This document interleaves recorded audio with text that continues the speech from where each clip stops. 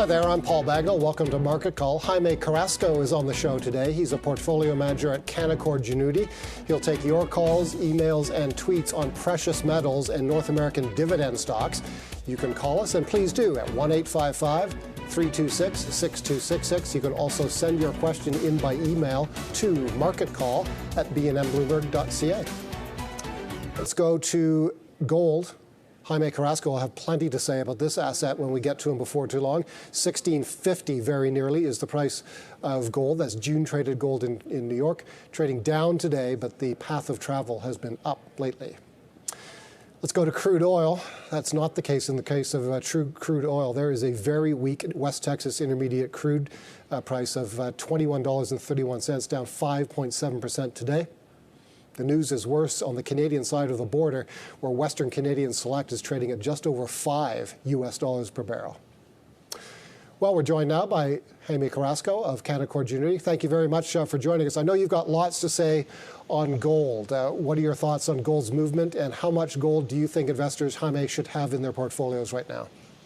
Two good questions. Thank you for having me back, and may we live in interesting times, so they say. First of all, as an asset allocation, which is the right question, I've just recently raised my minimum gold holding to 30% from the 25% that we had it at. That was the week that the prices fell out of bed, and we reloaded, increased our allocation. Now, from an asset allocation perspective, if you follow the last time I was on, I was already at 30% cash, and we raised cash again when the volatility started. But as far as the precious metals, we're definitely holding and increasing that allocation, because it's important to point out that gold itself is doing what it has done for 4,000 years, which is rise right along with systemic risk. As risk has been increasing, the price of gold has been increasing. By extension, I would like to point out that the earnings of the companies that I own, the producers, have been increasing, even though their share price has not. Now, this is a great opportunity for those that are not at 30%, because I think that everybody right now, the majority of Canadian and North American investors, are at almost zero allocation in gold. And it's a pretty good time to start adding. Now, I sent over a couple of charts that I hope we will be able to show them. Yeah, we're showing one right now. It's how gold is performing versus the Dow. So what we've got on our screen right now, Jaime, is gold, the Dow, and what have we got there in white? And control? the HUI, right. the HUI, the Precious Metals Index. Correct. Now, first of all, it's important to point out that this chart goes back to the beginning of October 2018, when the Fed was still rising rates, but then they lost control of them, and we have the big decline into January of 2019, and that's when they start lowering rates. To me, that was the inflection point, because we have to understand that we have a number of storms here. The COVID-19 issue is a healthcare emergency, global emergency. Never thought we were going to see this, but prior to that, we were already entering a financial mess, because as being shown by what was happening in the repo market and the fact that the Fed was already starting to print money, right? So to me, this is important, because back to October 2018, gold was already outperforming the Dow, and it was already starting to behave as a safe haven asset. Now, when the market fell out of bed at the beginning of February, the gold stocks followed down, but gold never broke down, which is important because the earnings of the companies are backed by gold. Gold in Canadian dollar right now is hovering around 3,000, just below 3,000 to 22.80 as we speak. And the companies are producing, like if you look at Agnico Eagle, which is always my go-to, they're producing at about 600 Canadian. So their earnings are there. Kirkland Lake, just over the last 3 weeks, has bought more than 10 million of its own shares with actual cash flow. So to me, this is great, because they are doing what they've done for 4,000 years, which is increase as systemic risk is rising. And that is the benefit that I've always said, that these are the best assets for uncertain times, and they're proven correct, even though the share price isn't there yet. And I think it's a benefit to be acquiring these. For the overall market, well, the big issue to me is the debt that we have in the system, right? The real tragedy is that central banks have spent all of the money trying to maintain this system going, but now we have a massively big debt system that requires cash flow.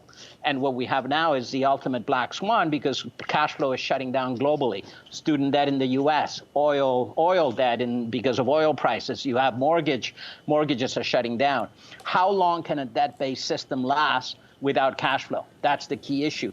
Look, central banks, we're up to the Fed is up to $5 trillion now. That completely reversed overnight.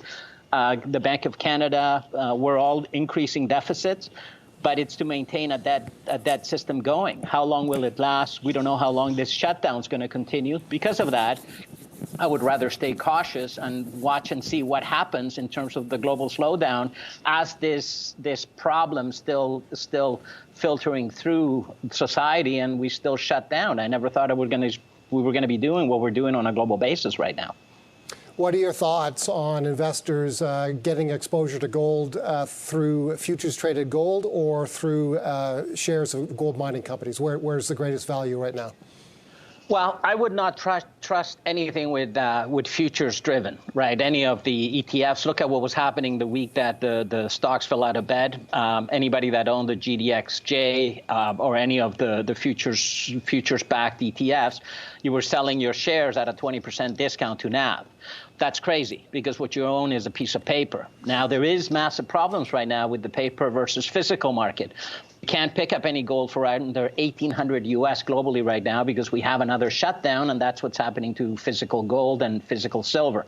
We don't have any. The Canada Mint is not producing any. The U.S. Mint isn't producing any.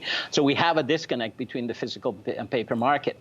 The real problem is that somebody for the last couple of years has been selling more paper contracts than they could ever deliver. And now we have an ultimate black swan because we have a shutdown in production. So if you own a piece of paper backed by gold that isn't there, you have a problem. I think it was ABM AMRO that just this past week that told everybody that held any of their gold certificates that they were going to cash them out, and they don't have the gold that they were supposed to be backed by. Well, that is the case with all of those derivatives-driven products. So I would not touch them. I think the ultimate would be an ETF that's actually backed by segregated physical or the producers, because I still believe that the reserves that they hold on the ground are going to be worth a lot of money when the paper market stops functioning, because it will. If they can't deliver the physical at the time that everybody's scrambling for it, there is a problem, and we're going to have force majeure, which has happened in the past but rarely happens in terms of the exchanges not being able to deliver.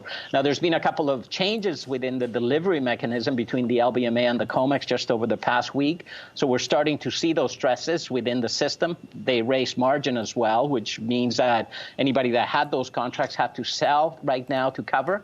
But I think that accounts for some of the decline in the price of gold. But again, if you don't own physical, you don't own anything. So that's my approach to it. Any thoughts on silver? Love silver. Silver, if you really think about it, when the price of gold and pegs and finds its true value, people will not be able to afford gold. That'll be affordable to the very wealthy. And silver at right now, I believe $24 is what you can pick up the physical at, is going to have a much greater upside on the on when price discovery really takes place, and the silver producers as well, by the way. What about other metals in the precious metals complex, palladium, platinum, etc.? Well, platinum, palladium, if you wanted to play that, one of the, I believe it's the BGM group, has a really good physical ETF with stored physical silver, gold, and platinum. It's very hard to play the platinums and palladium. I used to own North American Palladium, but I was taken out of that, and now I'm looking for another palladium play. But right now, I don't want to make any changes. I think right now we hold on to what we have, and I would rather add positions to new clients coming in. Again, on that side, I manage two funds. One is a strictly precious metals fund, and the other one is my equity income portfolio, which is at 30% in producers and royalty companies. What are your plans for your cash? You say you're at 30% plus in cash. Over what period of time are you looking to deploy that cash? Well, again, I think it's important to understand that while the COVID-19 is still spreading, the global economy will continue slowing down. So I would want to see at least a level off of of that in Europe. The U.S. is just getting going. There was a great chart that I posted on LinkedIn that really lays out where the U.S. versus certain countries are against China, which is much further ahead in terms of the spreading and control of the sickness. So I would want to get through that bell curve first before I do anything in terms of seeing where the global economy takes us. Now, how long can we stay in this situation where we have this overall funding into the debt system? You know, they were throwing, what, $1 trillion into the repo market just like about 2 weeks ago, and that continues to accelerate. So how much money is it going to take to keep it going, to keep the system going? I've always said that this is about debts. You got to stop solving a debt problem with more debt, and that's all we have. So I would rather wait much longer before I do anything and see as things level off. That's Jaime Carrasco. He's a portfolio manager at Canaccord Genuity. He's our guest on Market Call today. Thank you for watching. Ken is in Canmore, Alberta. Ken, how's it going? And thanks for calling. And what's your question for Jaime? Well, I like Jaime's metaphor about resetting the sails in heavy weather, and I'm just wondering if he's got any crew that's willing to to do that right now. Anyway, I wanted to talk about blockchain. Yes. And as a small investor, I'm looking at ways of participating in that sector, and I'm thinking maybe some ETFs are a good way to go. But I wondered about participation in blockchain now, and either on the NASDAQ or on the TSX, what investors may be able to do. Okay. I love blockchain. I have about a 7% weighting in the special opportunities portfolio, and I have it through Hive. Hive, to me, is the freshest, cleanest way of participating in blockchain because they are the biggest listed miner of blockchain, of coins themselves. The beauty of the technology is that as it gets implemented, the true usage is also going to be reflected in the value of the coins as they grow and they continue to be used. From a user perspective, I see the blockchain today no different than the internet when just professors were using it for themselves. So global integration is just getting going. We just crossed $1 billion worth of Ethereum platform. The other thing with the whole blockchain technology, think about it of how it's going to change the world in which we live in. Look at the problem with the gold market right now with regards to the paper market. If we could set up a blockchain coin to actually block every reserve proven in the ground of each company and then track it all the way along, so we don't need the COMEX, we don't need the LBMA, completely begins to decentralize the system. That's the beauty of of blockchain, is that to me it's currency versus money. So it decentralizes everything, and that is important because it takes away the control of the system from a few players that are making all the decisions for us without really thinking too much about it, because all they have is an on they're not QE. So blockchain, I think, going forward is going to continue to grow, and this type of situation is going to assist it to even develop faster. So to make that question short, Hive would be the way that I would be playing it. Okay. Thanks for the question, Ken in Canmore, Alberta. Let's go back to Toronto now. John's on the line. Hi, John. Yeah. Hi, Paul. Hi, Jaime. Just for a bit of humor, it's incredible that the most precious commodity right now is not gold or silver or water or lithium. It's toilet paper. There you go. I saw the Marathon Gold story on Andy Bell's commodity show a couple months ago, and it got my attention, Jaime. They have a well-respected manager who operated diamond mines in Canada's north. The deposit is close to 3 million ounces, and I believe it will be open pit. And best of all, it's in eastern Canada, Labrador, Newfoundland. I love your energy, Jaime, and I appreciate your help. Thanks again. You're welcome. Marathon Gold. I do not own it in my portfolio. I have looked at it. I'm at the stage where there's a lot of really good companies, but I have to stay disciplined. We have it as a speculative buy with a 250 target. It is a good deposit. The assets continue to grow on the ground, which is important. let's back up a bit and look at how I go about picking companies for the portfolio. I think if you're getting going in this sector, the most important thing to start building a portfolio would be within one or two good of the royalty companies, because those are the least risky ones, followed by good quality producers. I tend to stay away from the Barricks and the Goldcorp and the Kinrosses, because to me they're like IBM versus Microsoft circa 1995, which is why I go for the Agnicos and the First Majestics, and the ones that are going to have the better earnings leverage going forward. Also, lower cost of production. If you look at Agnico, they're one of the lowest ones. Followed then by the smaller up-and-coming companies like Marathon. That's where they would fall. So it'll be 3 levels down in terms of building a portfolio in these companies. And then some good quality explorers, if you can put them within the portfolio. Marathon, like you said, the deposit seems to be quite attractive. Good grams on the ground and good width, and it continues to grow. So, and it is in Newfoundland. I happen to love the people from the Rock. Thanks to John for his question on Marathon Gold. Kate is in Toronto. Hi, Kate. Hi. Thanks very much, gentlemen, for taking the call. If I may quickly, Paul Bagnall, thank you for the excellent work you do in whatever capacity of show they put you on. Very much appreciated. Thanks so much. And Jaime Carrasco, always of interest when you're on the show. Thank you. Thank you very much.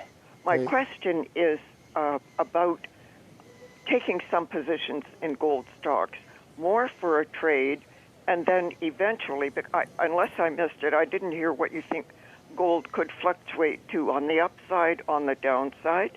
So it's 2 parts. One for trades now, and one for hold for, I guess we could be looking at, 2-3 years in the future for this gold strength, if you will. Thank you very much. I am looking forward to what you can tell me, what I can write down, and take positions in sometime soon or later, whatever you suggest. Thanks again. Okay. That's a great question. I don't know if we can put up the other chart I had sent over, because that gives a pretty good relative value between gold and the HUI all the way back to 2011. Yeah, so just which chart are you looking for in particular, Jaime? There were 2 charts that I had sent over. The other one was just the HUI versus gold all the way back to 2011, because it gives us a really good picture of the relative value of the companies right now and how cheaply they're trading. If you look at the HUI, it's currently trading at just around 200, to 198 as we speak, and gold sitting at 1654. Well, last time gold was at 1500, the HUI, the sector index, was trading at about $450. So there's a massive discrepancy of where the companies are currently trading. In essence, the companies are trading as though gold's sitting at about $1,000 right now. Now, that is the benefit. The benefit is that the earnings of the companies are actually tracking higher, but by the same token, the company's stock share prices are followed down with the Dow. So to start building positions at this point makes a lot of sense. For somebody older, what I would recommend, start looking at Franco-Nevada. One of the rules with the gold companies, if you're going to jump into the gold trade, I would not be looking at ETFs. I would be looking, unless they actually own the shares, but then you have to do a little bit of homework. What I would do is build positions looking at, first of all, the Franco-Nevadas, the Agnico Eagles, the big quality companies. Within that, I would want to choose one royalty company, one big company, and one good solid gold producer and one good solid silver producer. If you have those 3, so Franco-Nevada, Agnico Eagle, First Majestic for the silver, I think you're paying the 3 parts of this cycle on the way back up. Then you got to look at asset allocation. I recommend that at the very least you hold a 20%. Right now we're at 30%, but start with a 20% allocation. So if you have $100,000, have $20,000 in the sector. If all of a sudden you're holding on to that and it becomes 15%, top it up to 5% again, right? So asset allocation takes away the decision-making between fear and greed. During the last 2 weeks, while the prices were getting killed because of margin calls or whatever reason they were coming down, it went below the allocation. So we just brought it back up to the allocation that we had. That way, I wasn't emotional about buying. It just made sense. Well, these are good quality companies with good earnings. Let's pick some more up, bring it up to the allocation, and we increase that allocation from 25 to 30%. That way, it becomes a process, not an emotional decision in terms of how to buy them. Thanks very much. To that, our next question comes from Ron. Ron is in Grimsby, Ontario. Hi, Ron. Hi there. Great show, guys. My question is on XGD, iShares Global Gold Index. I own some shares, and I would like your opinion. Is that a good one to hold or move on? Thanks. I will hang up and listen to your answer. Okay, XGD. I don't particularly like that ETF because I can't. I want to make sure that you own the shares. A lot of these ETFs are set up with derivatives, and you are getting quite a bit of a divergence between the NAV at a discount or at a big discount when the market falls off. So because of that, I don't want to be playing that variance. I'd rather have the companies themselves and have the full NAV within the portfolio. So, you require a little bit more homework in choosing the companies to be bought. But again, I would not want to buy the ETF. I'd rather have Franco-Nevada as my single holding, or a good solid blue chip, even Barrick, than the XGD. So the XGD, we'll just tell viewers, is an ETF that includes shares of big mining companies, Newmont, Barrick, Franco-Nevada, Agnico Eagle, etc. You've said a couple times through the course of this program you don't like gold ETFs at this juncture, either ones that hold gold or ones that hold mining shares, correct? No, if they hold the mining shares, I would buy them. And the one that I like, that I would recommend to anybody that did want an ETF, I would go with the Harvest Gold ETF, Gold Producers ETF. I can't remember the full name, but that's the one that I would recommend if I had to make one choice and I wanted a diversified pool, the Harvest one. Okay, I'm going to look up the ticker symbol of that because Ron in Grimsby was asking about XGD as a vehicle. I'm going to get that. Ron, keep on watching, Ron. We're going to get you the ticker symbol of that ETF. I'll look for it as well. The Horizons. No, not Horizon. Horizon. Horizons or Harvest? It's Harvest. The Harvest. Harvest Gold ETF. Gold Producers. I'm hearing it's HVG. Is that it? That's the one. HVG. So Harvey Victor Gordon. And there it is on our screen right now.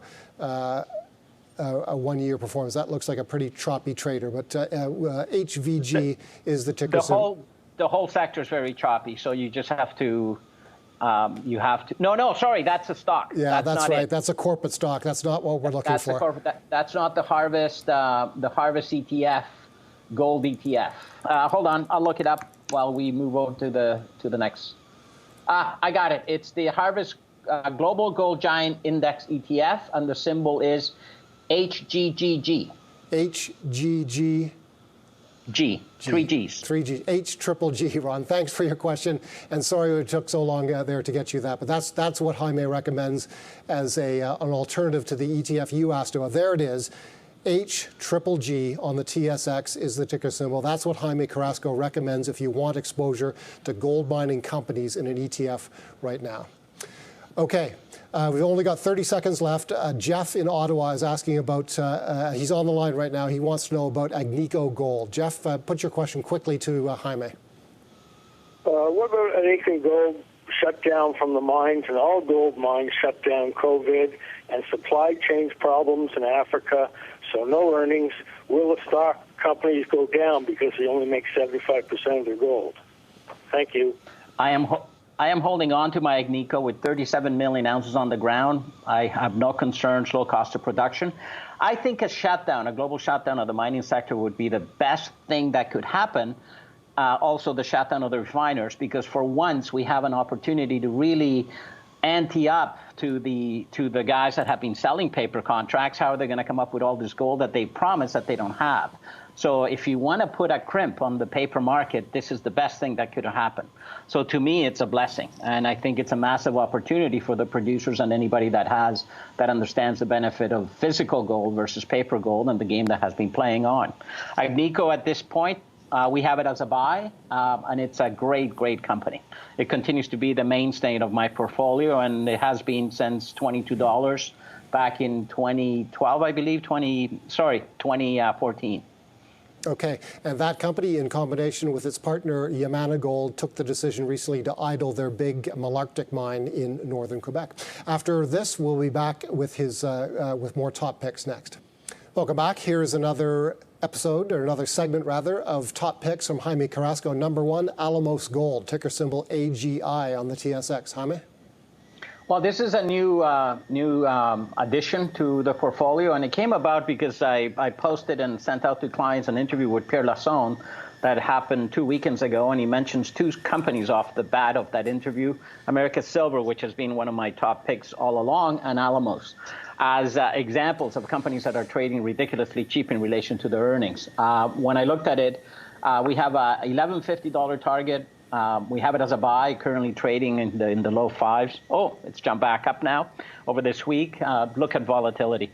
Again, great producer, low cost, and it has quite a bit of potential going forward. Okay, next one, Osisko Royalty, ticker symbol OR on the TSX. This is a gold royalty company? This is a gold royalty company and comes about when Osisko sells out Malartic to Agnico. We have it with a $17 target. If anybody wants growing income again, royalty companies are not producers. They're more of a finance company that gets the royalty once the mines are up and running. Osisko's cash flow will continue to move forth, and it's a good royalty play as an addition to other royalties. The big player in the royalty space, of course, is Franco-Nevada. You've mentioned that a couple of times. Why don't we just pause for a moment and give us your thoughts on Franco-Nevada right now? That's been the mainstay. That to me is what I put in my parents' accounts right off the bat as my initial gold holding. If you look at the long-term chart, it kind of shows why. It's steady cash flow. It's not just gold, silver, oil, copper, so it's more diversified. But it's a great company with a $1.43 target, $1.43, dividend. Yes, $1.43 or about a 1% dividend. All of the royalty companies, I think, as gold prices continue to move and earnings continue to grow, their dividends will also be paid out to shareholders, which is why I like them. So that stock, until the big volatility recently, was trading at, I believe, an all-time high, certainly a multi-year high. It's now off that high. Would you be a buyer of this stock at these levels? Most definitely. If anybody doesn't have a position in this sector and is looking to get in, build a 5 to 10% position, that would be on the core part of companies to buy. Again, by working with asset allocation and saying, okay, I'm going to take a 5% stand and hold it there, you're taking away the emotion of buying at this level and buying into the volatility. And I think that's important, to use a process that gives you discipline in times like this. Okay, let's get now to your third and final top pick, Fortuna Silver, FVY. Yes, I wanted to have a silver pick because I do like silver. One of the concerns I have is everything that's starting to happen in Mexico, where 80% of silver production happens. What I like of Fortuna Silver, they have a mine in Argentina that's about ready to go online. And when that comes in, cash flow is just going to kick in. And so because of that, it's one that I would be buying at this level. They do produce in Mexico as well, so it is a producing mine. We have it with a 650 target, currently trading at 305 when the report was done. Hold on, first, what's it at now? Fortuna at 343. So it is a good entry point at this level, and I think once that mine comes online, cash flow will just explode on this company. Jaime Carrasco, thank you so much for all your insights today. Thank you in particular to our viewers who submitted questions. They really make Market Call happen. Thanks, Jaime. Have a good weekend.